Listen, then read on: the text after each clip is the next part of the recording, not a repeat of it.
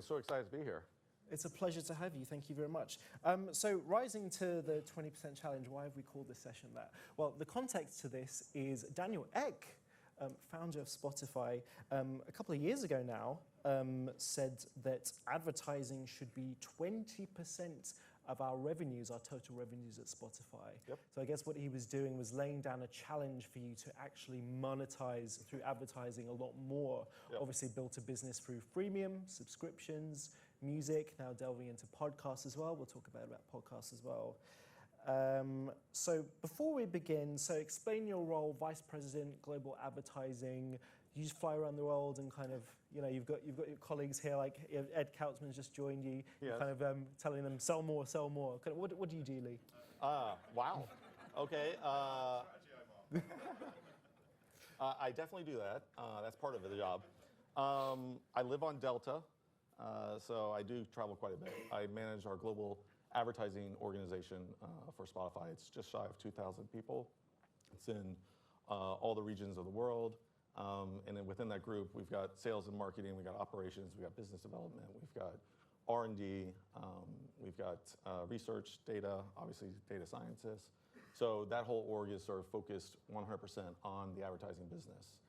We work closely with Stockholm and with Sweden on the consumer experience to make sure that when we are designing products and designing features for our free tier, that we're bringing the best, not only for advertisers and the performance, but also for consumers and the user experience. And internally, where are you at with 20%? How far away are you from doing that? And why is that such a focus? From the outside, it seems a little bit odd, to be honest, because if you're growing total revenues a lot, and ad revenue doesn't happen to be getting to 20%, what's the big deal? Why is 20% so important? I think it's a real shift. It's showing Daniel was ahead of the curve, that we have dual monetization strategies for sure. You see a lot of platforms right now going one way or the other, getting into subscriptions or getting into advertising. And we've had advertising and subscriptions for close to a decade now.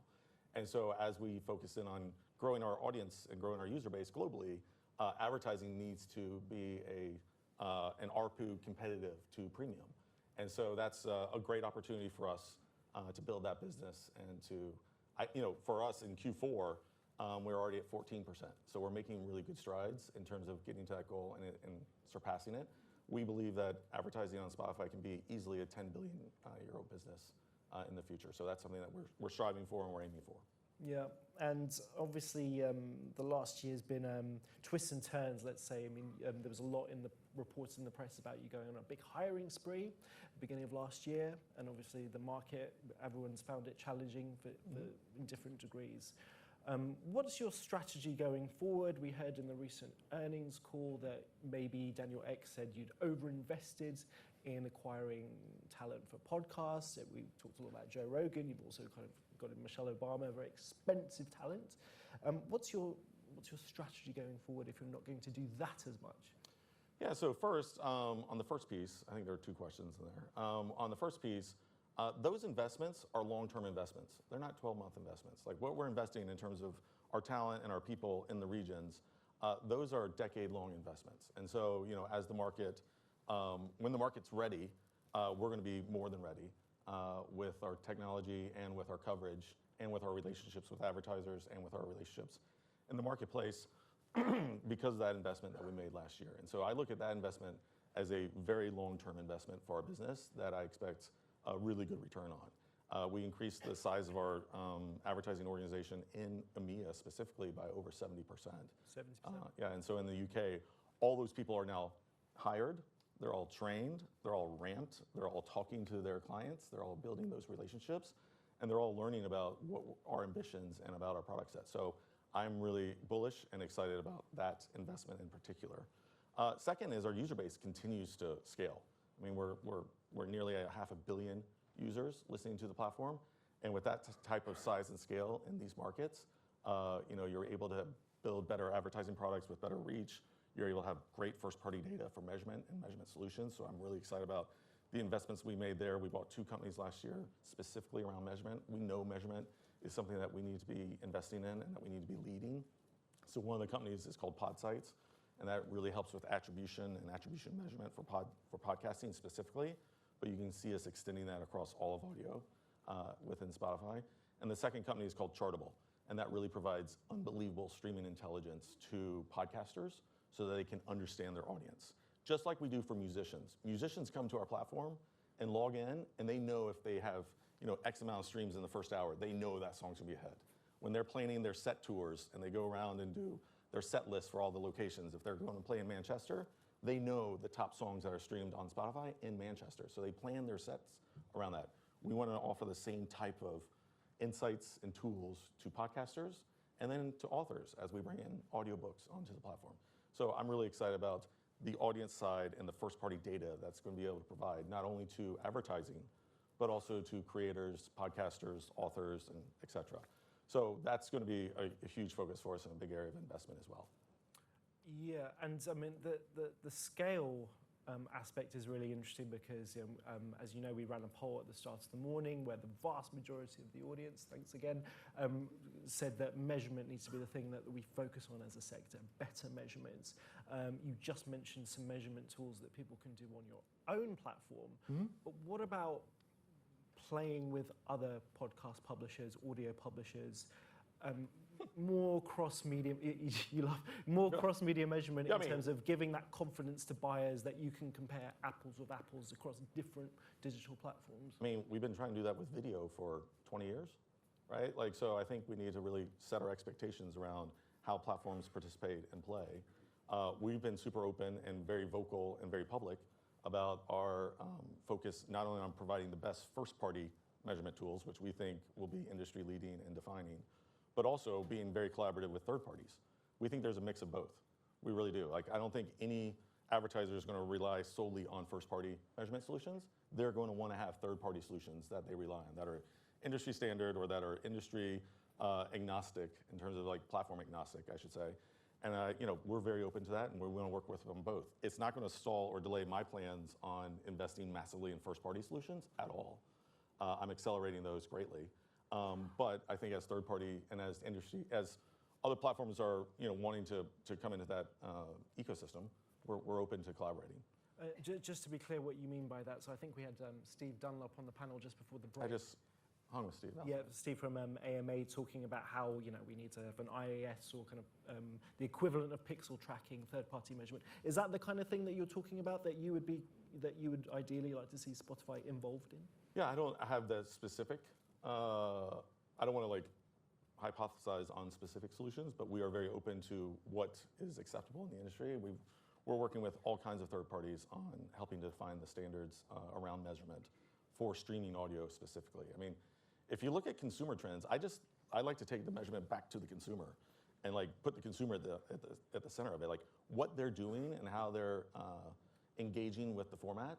I mean, if you look at a picture of you don't have it downtown, West End, maybe yeah, West End. West End, like a decade ago, and a picture of West End, yesterday. Every single person is walking around with headphones. Everybody, a decade ago, they're not. If you're on the subway, if you're in the grocery store, I mean, my son comes to the dinner table with one headphone in. I'm like, stop. Obviously we're having a family dinner, but like, the generation growing up is just that connected and is always tuned in and listening. That's one trend that's just undeniable. The second trend is like how they interface with AI and with machines. And audio is the preferred format. So they've already picked audio. Bless you. They walk into rooms and they're like, what's the weather today? And they expect answers back. I think it's killed parenting because now I can't lie to my kids anymore. The answers are all right there. But in terms of like their interaction, like I bring out my phone and I text my wife, and my son's like, why are you texting? Why don't you just tell the machine what to do? Right? And like that, for brands who don't think that their future consumer is going to be engaging, interacting with them through audio, like they're already behind the curve. And so as you think about the future of voice technology, as you think about the future of interactivity, I think audio is just right on the precipice of being connected, interactive, and responsive. And like that's sort of the future that we see coming and that we're preparing for. Well, on that, it just so happens that this week you released some research called Sonic Science, I think. We did, volume 2. Volume 2. Thank you. Where we're, in the industry, we've been talking about attention measurement for some time, and usually when we say that, we're talking about visual attention measurement. but actually it looks like with this work that you've done with Neuro Insight, you're actually starting to maybe bring that focus to audio. Yep. So what are you learning from that, and how might it change your strategy? I love it. We geek out big time on this. We love studying the brain, and we love understanding like how are the synapses firing, what part of the brain is activating, what part of the brain is remembering, how's the audio message versus the social message versus video message, how are those engaging with your brain? So we really went deep for the last 2 years with Neuro Labs, as well as an MIT professor this year, a PhD, and really started to understand the power of audio. We've always talked about the theater of the mind. We've always talked about like the power of listening to something and activating your brain to actually visualize it yourself versus seeing it and listening is a very different experience. And your recall and your attitude towards that changes dramatically.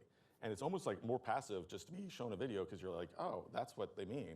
But when you see a jockey, or you see a disc jockey, or you see a talk show host that you've been listening to for years, and you're like, what?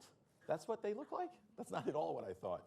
Because your brain has been like programming for audio. And so like there's super powerful results that we're seeing within that research around retention, recall, even sort of engagement. So when, the big highlight from the volume 2 is that we find that, listeners are not only having a positive like uplift in their mood, we call it good vibes, but they're not only having like a positive experience when they're listening to something, and it changes their sort of orientation of their mood, but they're also like carrying over the engagement. They're listening so intently to like their song or their podcast that it actually transfers over to all the advertising as well. So it's like that engagement in the platform. We always say people aren't on Spotify, they're in Spotify. Like it's so personalized, your list is so personalized to you that it is like, oh my gosh, like this is being programmed. Like we have over 500 million instances of Spotify, not just one. And so like, how do you think about that personalization, that experience? What is it doing to the brain? How does that impact and relate to the advertising performance? All of that is sort of wrapped up in that research and something we're excited about. Okay, all right. So we've covered a lot of ground in terms of getting from that. We only have 10 minutes, so I mean, quickly run out. I'm speaking as fast as I can. And you're doing very well. And so getting to that 14%, to that 20%. So we've talked about changing consumer behavior. We've talked about different ways of monetizing, different ways of reaching audiences. What about kind of the nitty gritty in terms of dealing with agencies and the buy side? We, again, referencing the panel just before the break, I think, I forget who it was, mentioned that actually the budgets for digital audio are coming from the digital side as opposed to the AV side.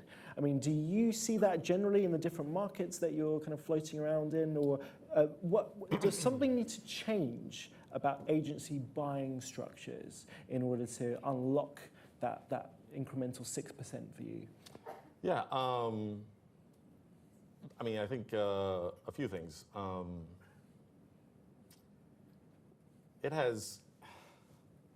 This has happened, I've been in the business now 30 years, and this has happened every single time there's a new format or a new way of buying media or reaching consumers. And so I sort of see the same thing that has happened early on with display, or video is a better example. When video came around, it took a decade for people to stop buying broadcast versus like streaming. And like it took a long time for structures and technology and buying channels, how they buy, who's buying, and what are they buying, and how are they measuring that against the plan. All that was shifting and changing. It took a long time for that to shift from just being a broadcast buyer to being a video buyer. And now you have video buyers, video departments, video groups within agencies that are focused in on everything from creative to that channel. I think that is coming for audio. I do think that is, I'm seeing some of those changes early on. We're seeing agencies start to think about structures. We're seeing them lean in more and more to the streaming side of the business, not only because of the addressability, the targeting, and the measurement, but also just because of the scale and reach. As you look at the consumer trends, if you look at anybody who's under the age of 15 and you ask them, do they listen to the radio, or do they listen to Spotify or to any of the streaming services, I think that's sort of the future of what the consumer is doing. And I think the agencies will react to that. What tricks have you got up your sleeve in terms of covering this industry for a few years now? You've seen the Facebooks and Googles of the world kind of get very good at training agencies on this is how you buy on our platform, and the agencies get very good at specializing on specific platforms. You're going to kind of encourage agencies to have Spotify specialists in-house going forward? Listen, we, with the investment we did in our talent and our team, I think there's a lot of opportunity for us to be educating, be more present, be educating, and help leading these agencies on how they think about audio, and I think we can do a better job there. And finally, so you have this international role. I'm interested to know what markets are the biggest challenge for you, and just broadly, is it the markets, maybe the UK, where you're more mature in, that you're having challenge getting that incrementality, or is it the education piece where you're kind of less in? Yeah, we're still scaling a lot of our tech globally, so the areas that are sort of where I'm focused right now is just getting the foundations and getting the pipes set up. So, in Brazil or in India, payments are super different. And how you lay your payment tracks in those countries take time and invest, and you need investment. And so those types of things in those international markets are, where I want to get the global foundation set, I want to get our global ad stack set, I want to get all the pipes working so that all the data is flowing back in that I can use to optimize, that I can use to provide better performance, that I can use to provide better recommendations to clients. And in terms of performance. And so that is sort of where I've been really focusing on.